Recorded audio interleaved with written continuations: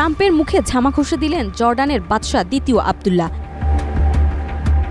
মার্কিন president Donald ট্রাম্পের গাজা থেকে ফিলিস্তিনিদের সরিয়ে নেওয়ার প্রস্তাব জর্ডানের বাদশা দ্বিতীয় আব্দুল্লাহ প্রত্যাখ্যান করেছেন।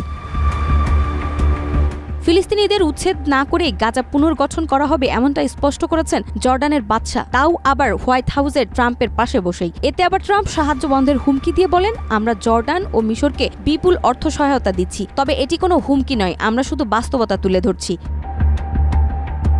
ট্রাম্পের এই পরিকল্পনার বিরুদ্ধে এর মধ্যেই আরব দেশগুলো একযোগে প্রতিক্রিয়া জানিয়েছে। মিশর, কাতার, সৌদি আরব সহ বেশ কয়েকটি দেশ জর্ডানের সঙ্গে একমত প্রকাশ করেছে। ট্রাম্পের প্রস্তাবে গাজার বাসিন্দাদের মিশর ও জর্ডানে পুনর্বাসনের পরিকল্পনা ছিল। ট্রাম্পের কঠোর অবস্থানের পরও বাদশাহ আব্দুল্লাহ শান্ত ও দৃঢ় অবস্থা বজায় রাখেন। ট্রাম্প তাকে গাজাবাসীদের পুনর্বাসনের বিষয়ে রাজি করানোর চেষ্টা করলেও তিনি বলেন, আমাদের দেশের স্বার্থ আমাদের কাছে সবচেয়ে গুরুত্বপূর্ণ। আমরা মানবিক দৃষ্টিকোণ থেকে গাজার 2000 শিশুকে চিকিৎসার জন্য জর্ডানে নিতে পারি, যোগ করেন বাদশাহ আব্দুল্লাহ।